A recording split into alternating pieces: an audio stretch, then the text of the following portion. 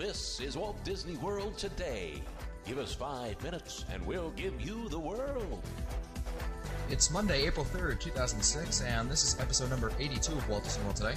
I'm Matt Hochberg from mgmstudios.org. Going around the table of panelists, we have our own merchandise czar, Mike Scopa of MousePlanet.com. Welcome, Mike. Hey, Matt. Hey, look over here. There's a couple of crocodiles. The big one's name is Dwayne, and he's really feisty. So please keep your hands and arms inside the boat, because I'd really hate to see one of you go down the Dwayne.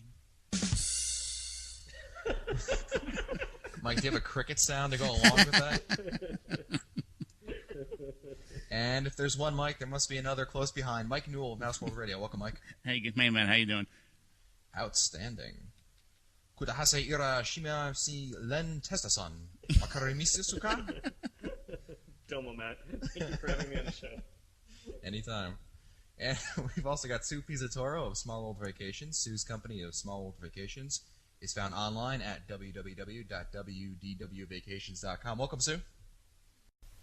Hi, it is great to be back. Great to have you back, Sue. And we got a lot of topics to talk about. We brought Sue back because she knows a lot more than we do. So, Sue, let's start off today with some of the new Disney deals that are out there. Alrighty. Well, a big one is, and the reason why I can talk about this is because we have received an email for a guest who is a Disney Visa card holder. Otherwise, I wouldn't be able to speak about it, so we have something in print that we found out that Disney will be offering the free dining again starting this Tuesday, April 4th, the travel dates. And of course, I have to preface this with everything with Disney is subject to change, so please check back on the 4th of April to make sure that this is still the case. But at this point, the information I have is if you travel August 13th through and check in by September 30th, if available, of course this is not guaranteed, it's space available, so these are going to be snapped up pretty quickly. But if you book a Magic Your Way package, and stay at a Disney resort, get some sort of theme park ticket connected to that package, receive the dining plan at no extra cost. But again, this is not guaranteed. You have to grab them quick because they're going to go like hotcakes. Well, this is of course news. This is the second year now in a row that they've given away the free dining plan in the fall. Is that correct? Exactly. It was a huge success last year. My friend Mary Waring of MouseSavers.com on her site, she strongly suggests, and I agree with her, that if you do go ahead and do this, that you get some sort of trip insurance that will cover you in case there's some sort of hurricane. As we remember last year, there were 2 very bad hurricanes, and this is sort of the purpose in offering this, this great deal, is because it does fall in the deepest part of hurricane season. So we're trying to, entice people to come down and cheat stay, death. play, and dine. I'm sorry, what? And cheat death. Well, yes, but it is a great deal. It is an amazing deal. People like an average family of 4 can save, between $90 and $100 a day with this plan. Can you, Sue? Very quickly, can you briefly explain the dining plan for listeners who might not know what we're talking about? Absolutely. With the dining plan, you have to stay at a Disney resort. Everybody on the plan has to get some sort of theme park ticket, whether it be between 1 and 10 days of tickets. And then you can add the dining plan. It costs about $38 a day for an adult, about $12 a day for a kid. Ages 3 to 9 is what is considered a child. You get each day, it's like a pool of, these meals. It's encoded onto your Key to the World card, and each time you use it, you must tell them that you're on the dining plan. But with it, you get 1 snack per person per night, 1 counter service per person, and 1 table service.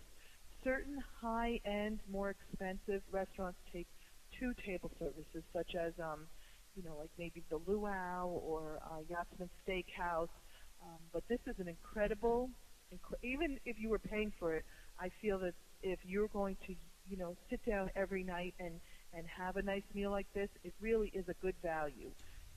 Great. You know how much you're spending ahead of time. It has intrinsic value because you don't have to see the bill every day, and it's just sort of fun.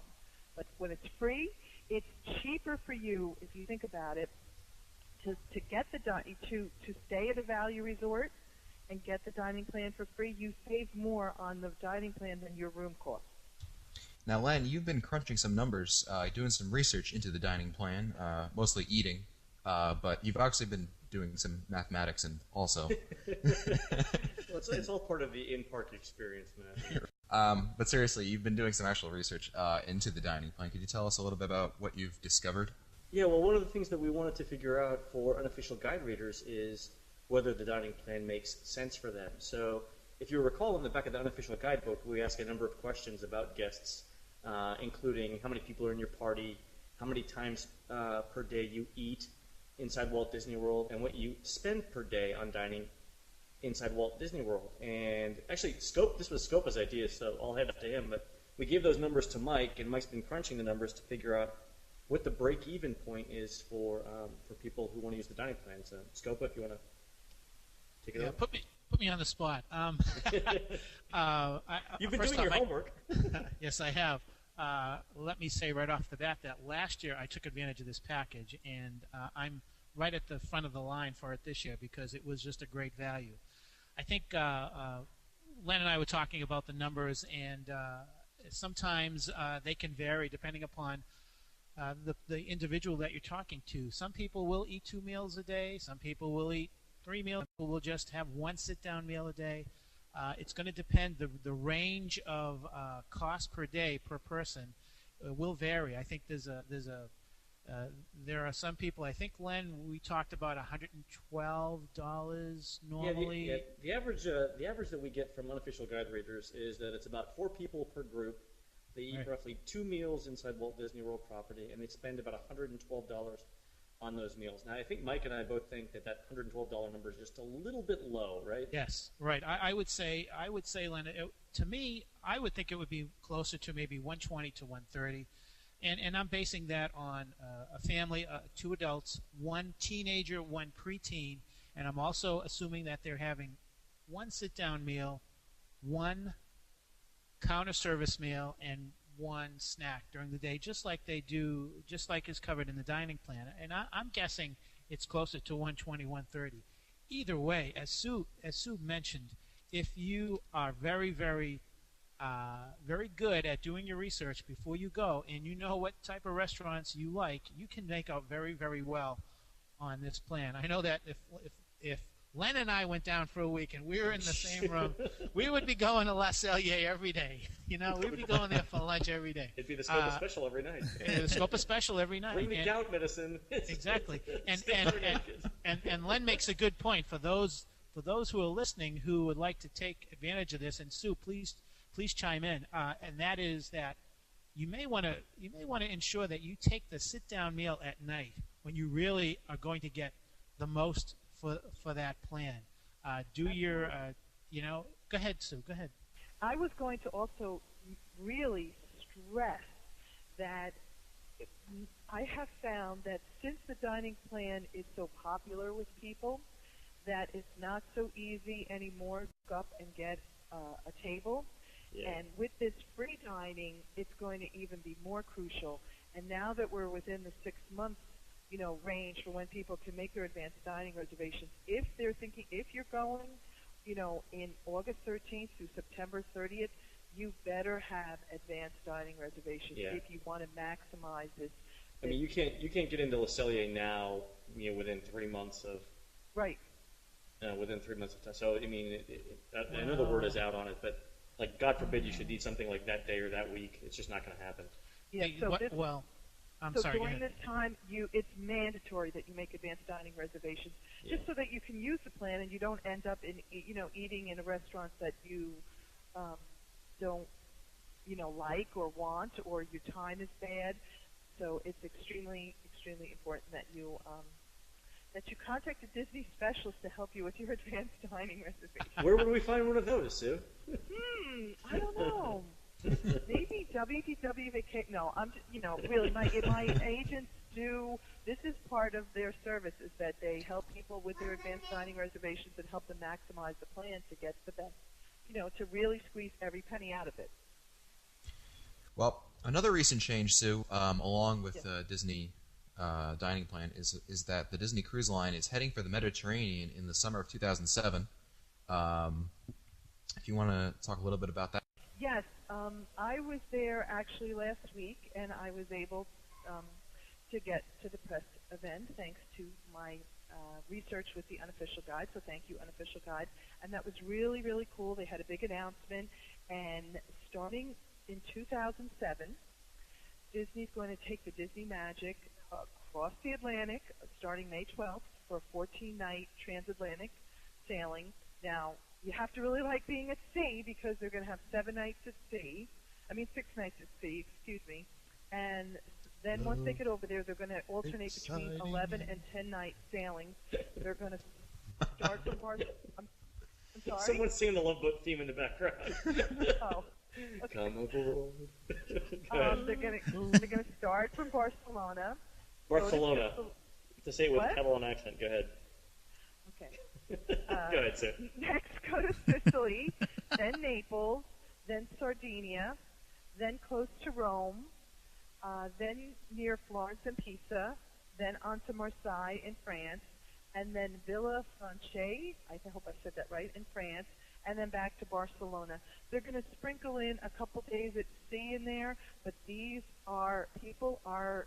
saw, where was it, on some board, somebody was offering like thousands of dollars for someone to give them their reservation. Wow. So we have wait lists, and people are really clamoring for these. How many days is that cruise that you just mentioned, Sue? There's an 11-night and a 10-night. They're basically the same Long time. itinerary, but one of the days they're going to, have for the 10 nights they're going to take 1 day of sea out.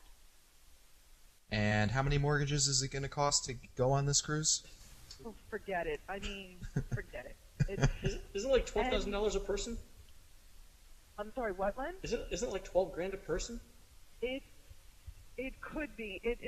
Like for a 10-night cruise, for for the least expensive stateroom, it's going to be between $2,400 and $3,400 for the first and second passenger. Yeah. The 24 to 30, is that per person? First and second, and then after that, if a third and fourth are, they're going to be, less. That's not terrible though. 2,400 to 3,400 per person. Per person for a 10 night. Does that include airfare? No. No. So there's another $1,000 right there. Hey, Sue, I couldn't help but... Cheap. Sorry, Sue, I didn't mean to cut you off there. Okay. I couldn't help but notice, though, that these dates, with the exception of the first 14-night cruise, occurs during hurricane season. Is Disney a little gun-shy about hurricanes this year? Oh, I never thought of that. Could be, because it's a lot of, it just gets, with a hurricane, there's just so many factors and so much cost involved in, reassigning people to different sailings and then refunds, and people have to leave early, and, parks being closed and all kinds of things. So usually the ship, if there's a hurricane, they go on a different route. So it's not as, then maybe they might take them out of Fort Lauderdale instead of Port Canaveral. So I'm sure they just want to, I think with this, they're trying to, test the waters in the Mediterranean. You can add on Disneyland Paris if you want. And then now Disney Adventures are going to Europe. So I think Disney is exploring Europe. I think that's kind of more the focus, with the cruise going over to the Mediterranean. And lastly tonight, Sue, I believe you also have some new opinions on Disney's Magical Express to share with us? Oh, yes.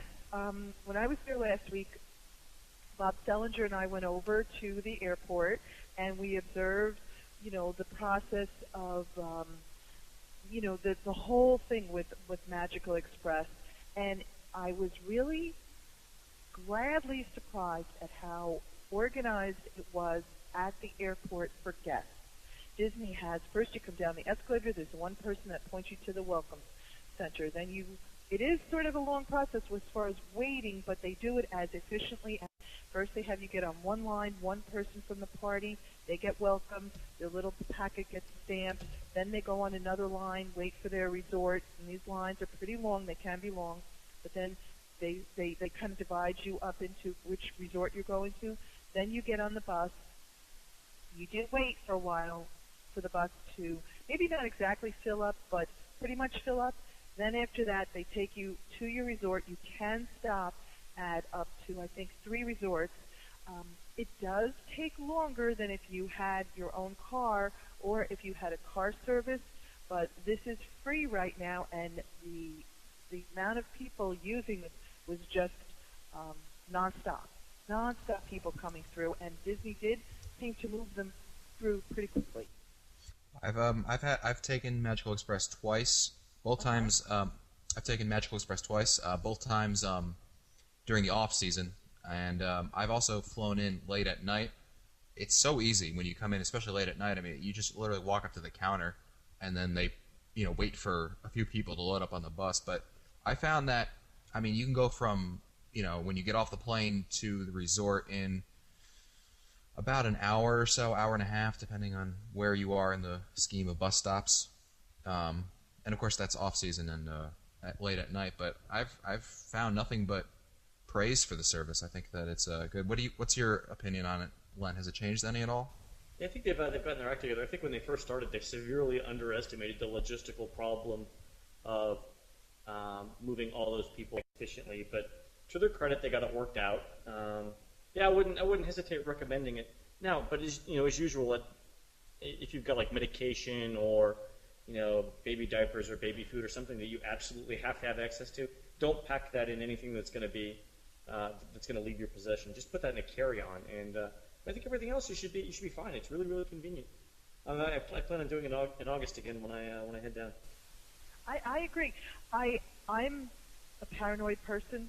I come from New York, so I take my own bags over. I'd rather not touch my bags, but that's fine. You can go get your own bags at the carousel if you prefer not to have them. If you want your bags right away, but we haven't heard really any horror stories. Most people are very pleased with it.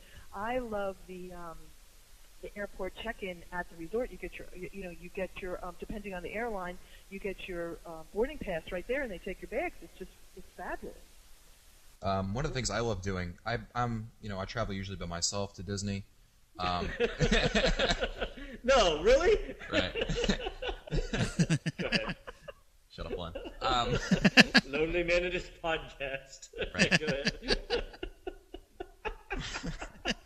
Go ahead, man. I'm sorry. I had a legit point to make, but it's still totally gone. Okay, so a lonely man traveling by himself. When what? It's convenient for you. You get social companionship. Go ahead. Where's the end podcast button? Abort. Abort. What I was going to say was that one of the things that I usually bring down is bottled water, so I don't have to buy it at the parks. And if you've ever carried more than a few bottles of water in a bag, it can really weigh your bag down. So I just throw it in a duffel bag, put it on, check the baggage, and then have the Disney cast members lug my water around for me. Great idea. So I think that's a good idea, actually. That's a great idea. One thing I want to mention to people too, if you don't, it's in the Terminal A. So if your airplane lands in B, you have to go across the airport to Terminal A. That's not a terrible hike though, right? Because it's all in the same main building. You just come out of B and make a left? Right. Well, yes, that's correct. But you know what I'm saying? Like in case people are kind of not sure what to do, I just want to emphasize that you go to the A side and go down to the first level to the Welcome Center. I'll be sure to put in a link in the show notes to an explanation about Magical Express and all that. Can I give you guys an 800 number for problems with Magical Express? Absolutely. Love that. Yeah. Okay, 866-599-0951. Great. I'll put that in the show notes in case you don't want to rewind the show about 5 times to get the whole number. But I'll put that in there. Thanks. That's a great number, Sue. Okay. And Sue, I think that's going to be it for today. Thank you for inviting me again. I loved it. Oh, thanks for coming on. It's always great to have you on. You always bring in some great information. Great. And this has been episode number 82 of Walt Disney World Today. If you want to find older episodes, read our show notes, or send us your comments, visit the Walt Disney World Today website at www.wdwtoday.com. You can also email us at questions@wdwtoday.com or lend test to Mike's Gogo, Mike Newell, and Suki Zatora. I'm Matt Hochberg. We'll see you on the next show.